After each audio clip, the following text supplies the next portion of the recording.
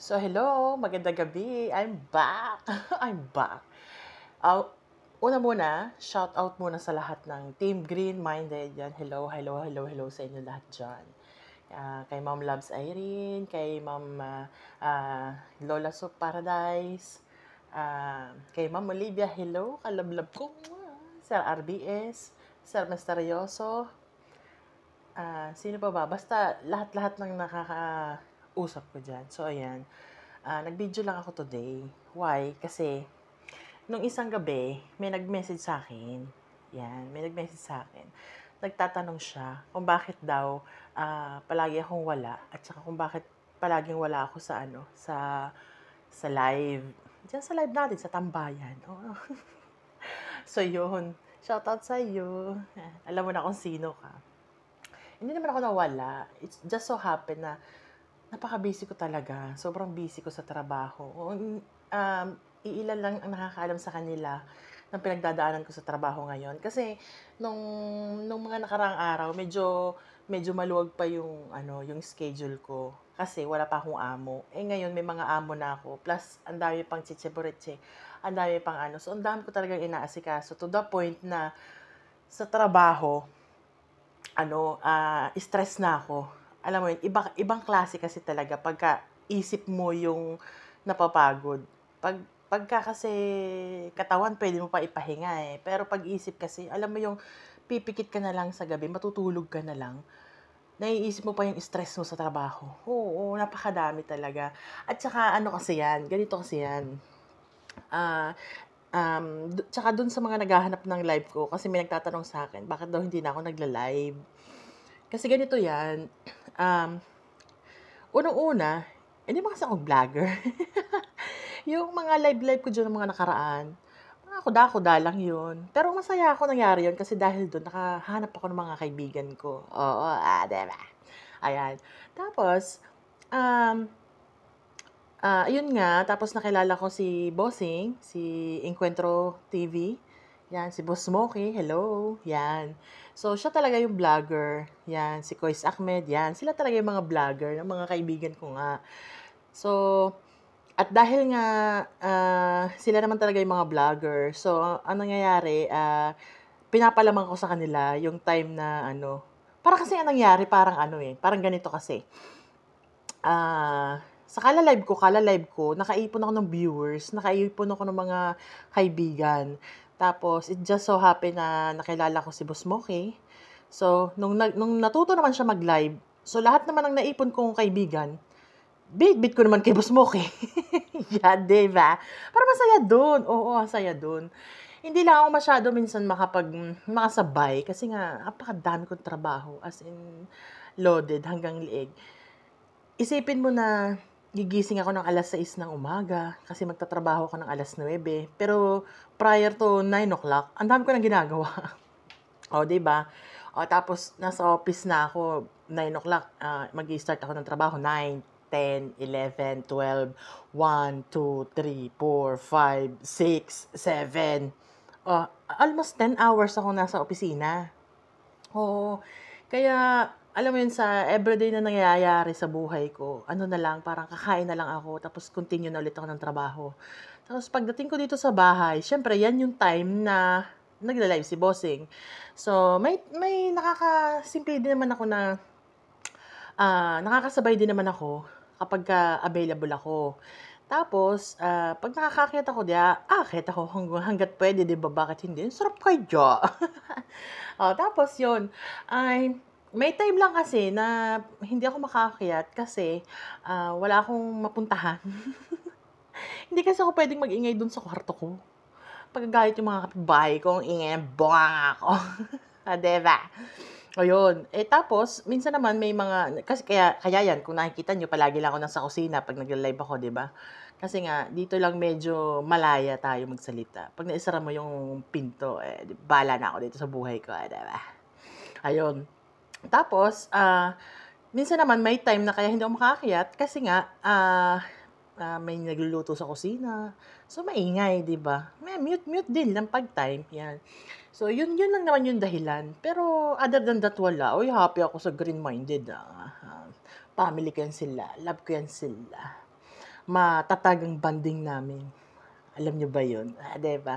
Hindi man kami magkakasama ng pisikal, pero masasabi ko naman na ano, medyo matatag na yung foundation ng friendship namin. 'Di ba? Ayan yun. Medyo may pagka-ano lang, may pagka-bully lang kami kung may time. Pero pero part 'yan ng katawaan. Oo, hindi man talaga kami bully. Ano lang 'yan, naghahanap lang kami ng masaya. Siyempre alam namang ano, 'di ba, alam namang kasi 'pag may kakulitan, diyan nabubuo ang samahan. Ah, ayun. So, yun na nga. Yun, hindi naman kami bully, tsaka hindi naman ako nawawala sa live. Andun din ako, ano lang ako, medyo busy lang ako lately. And, this coming, 'yan,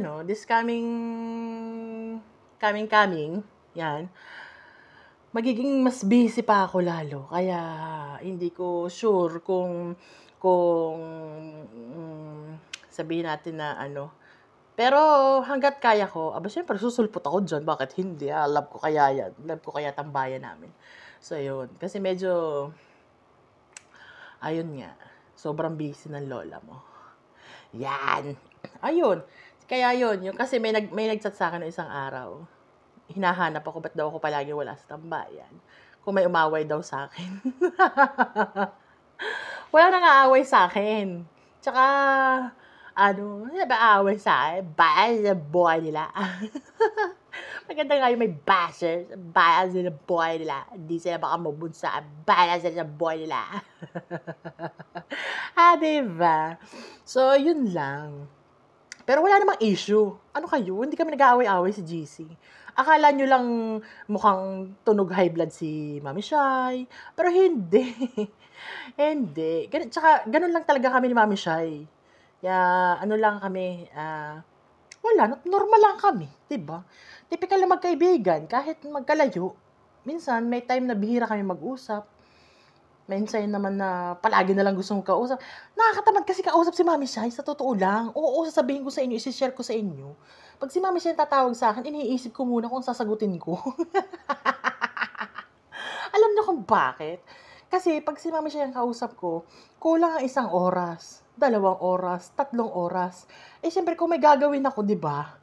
Ang daming kuda. Ang daming, alam mo yun, kasi pagkausap ko si Mami Shai, para kung ini-interrogate, alam mo yung tatanungin lahat ng kasulok-sulukan ng buhay ko, ng trabaho ko, na kung ano, lahat. Meron kasing time na ano, siyempre tao lang naman. May time na ano, na nasa mood din tayo na parang ayoko magsalita, ayoko may kausap, mas gusto ko manood lang, gusto kong manahimik lang. 'Di ba may ganun mood ako, eh. Hindi naman hindi naman all the time tawa lang ako ng tawa. Paano 'pag mag-isa lang ako? Mukha man akong tanga doon. So yun. Pero 'pag may kausap ako, 'di masaya. Kaya lang may time kasi na nalolobat din ako. Oo, promise, nalolobat din ako. May time na, dumadaan din ako sa punto na ayoko may kausap.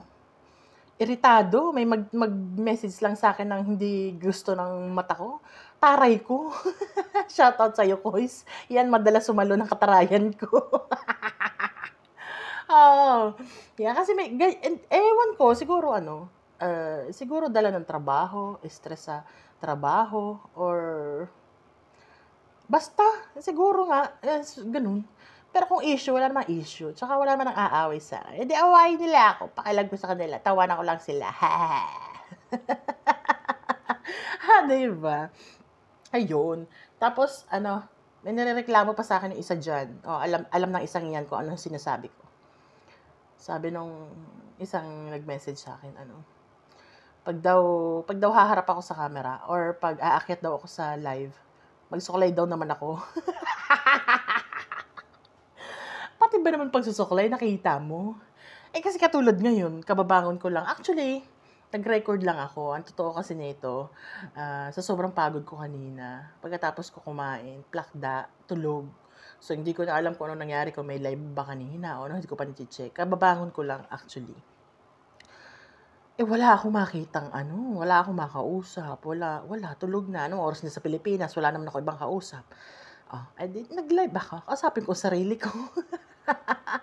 Gano'n kasi talaga, alam mo, pagka mag-isa ka lang kasi, hahanap at hahanap ka ng way para mai-survive mo yung sarili mo.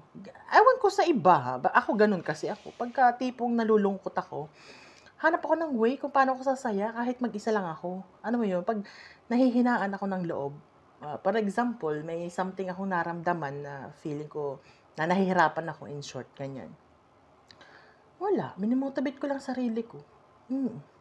Nanahimik lang ako, iniisip ko kung anong step-step ba yan, gano'n ako mag-isip, eh. Plan A, plan B, plan C, yan, ganyan, matutunan niyo. Nag-iisip ako 'pag ginawa ko 'to, ito yung possible na mangyayari. 'Pag itong ginawa ko naman, ito naman ang possible mangyayari. Pero 'pag ito naman ang tinirada ko, ito yung possible na mangyayari. Gano'n ako, advance ako mag-isip. Oo, kaya ewan ko ba, parang ang sipag ko mag-isip. Ano gagawin ko? 'Di ba? Ayun, tapos minsan may dumadating din sa oras na na sukong-suko na ako. Ayoko na mag-abroad, gusto ko nang umuwi. Sana all nasa Pilipinas lang. Sana all kahit nakatingala ka lang, diretsong patak ng pera. Alam mo yung mga ganyan ang iniisip ko, eh. Paano ko kaya maa-achieve yung yung nagpapahinga na lang ako, yung walang boss, walang pero may sarili akong income. Mga iniisip ko ganyan. Oo. Kaya minsan 'pag may umi-interrupt sa iniisip ko, pipikon ako. Napipikan ako. Pero hindi niya alam. Wala lang, trip lang, gano'n lang. Ayun, eh, so wala namang dahilan. Promise walang dahilan. Ano lang, sobrang busy ko lang kaya medyo nalaylo ako hindi naman nalaylo, talagang natural lang na nangyayari. Siyempre alangan namang makita ko nandun ang mga amo ko. Yung amo ko pa naman, yung anak ng amo ko, wala nang ginawa kundi tawagin ako ng tawagin, ng tawagin, ng tawagin. Nung isang araw nga, ang sabi nga sa akin, ako'y miniting. Ang sabi sa akin, ay ako daw ay magpakitang gilas sa kanya ngayon 2 buwan.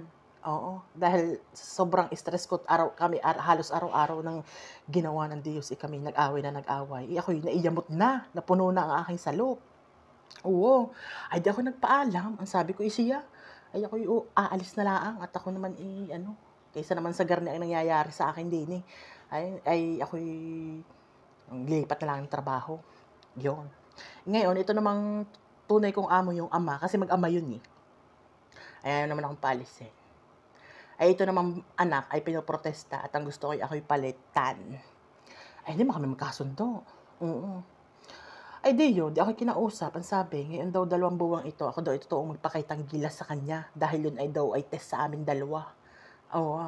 At pag daw nagustuhan niya ang aking trabaho, ay magko-continue daw ako at kukuha daw ng isa pang employee na makakatulong ko sa trabaho. Kasi loaded nga ako sa trabaho, guys. Naku, daig ko pang octopus pag ako nasa trabaho. Oo. Di yun nga, pakitang gilas daw. Pakitang gilas. Hindi naman ako sipsip na tao.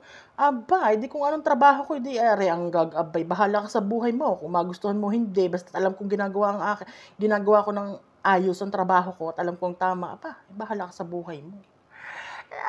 Actually kasi, ang hindi namin pinagkakaintindihan ay gawa ng, sa atin kasi mga Pilipino, sanay tayo na, simpleng trabaho.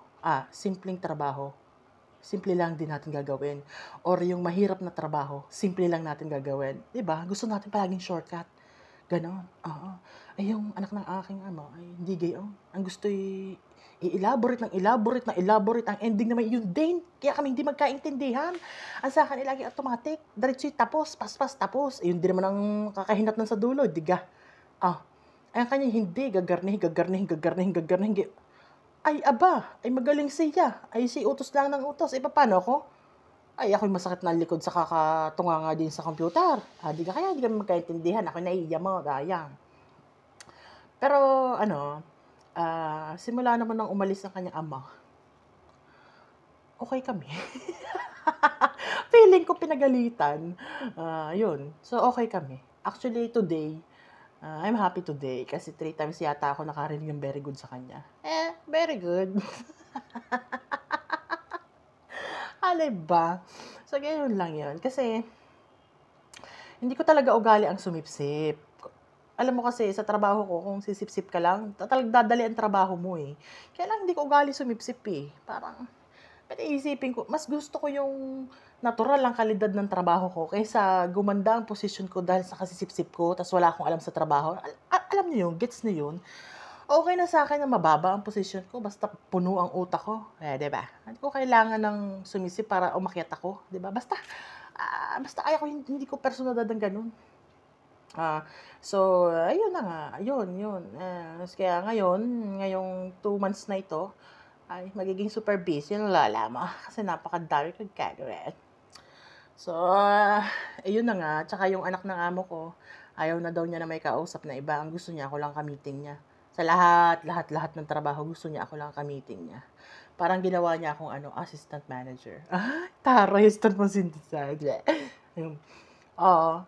Kasi, yung lahat ng mga taong taga-benta namin sa akin magre-report. Kung may problema, ako na rin ang mag-aano. Ngayon, kung hindi ko maayos ang problema, saka lang ako lalapit sa kanya, saka ko lang siya kakausapin.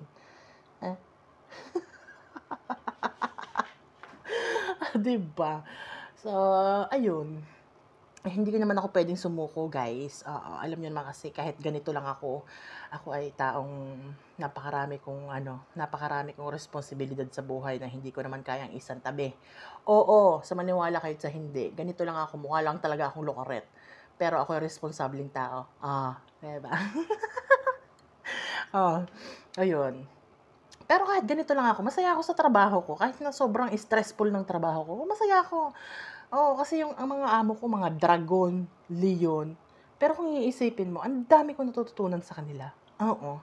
Alam mo yung natututo ako maging meticuloso,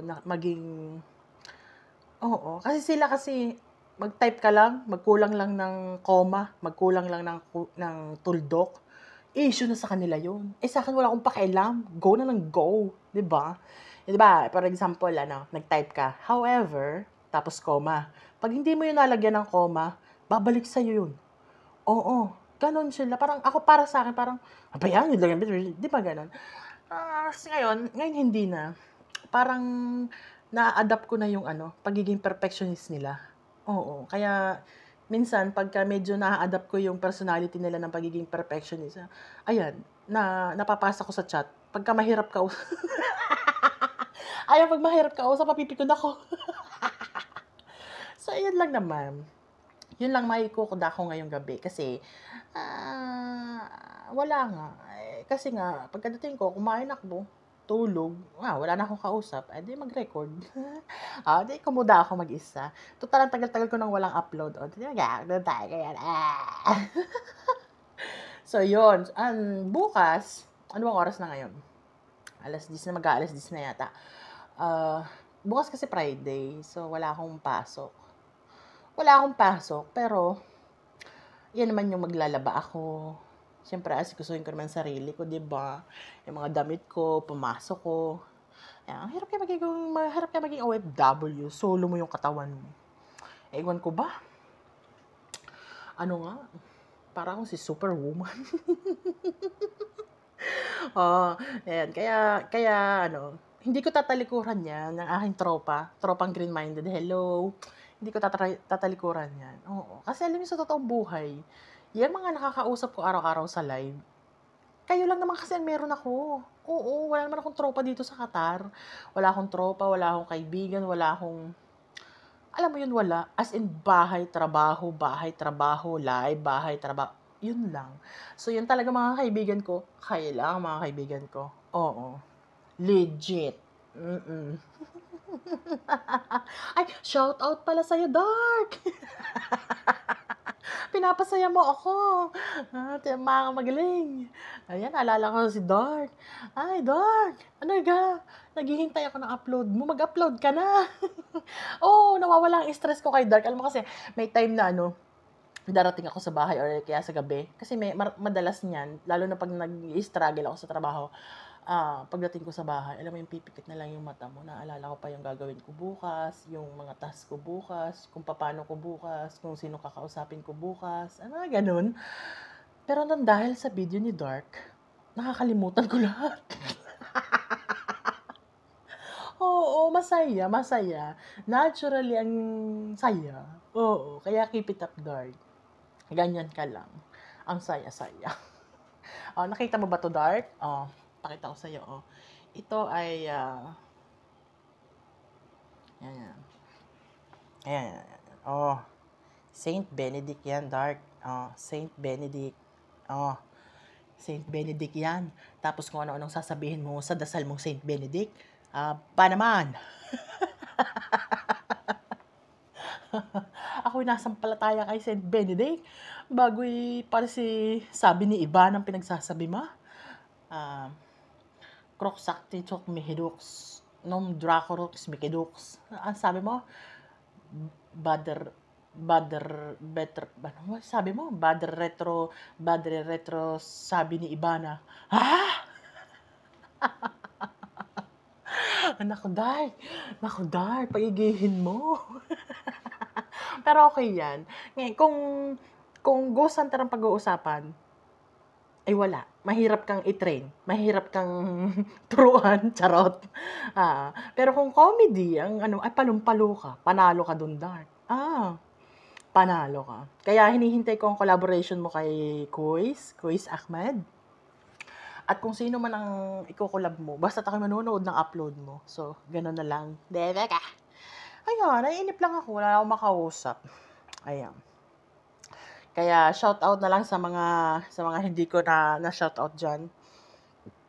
Basta, nadidighay ako. Bishop, ikaw ba to? Di ba ka? Nadidighay ako. So, yun. Basta sinoutout ko na lahat kayo. Magkakasama na kayo dyan. Basta shoutout sa'yo, tropa green-minded, lahat na nandyan. Love ko kayo. Hanggang dun lang. Bye-bye. Ooh.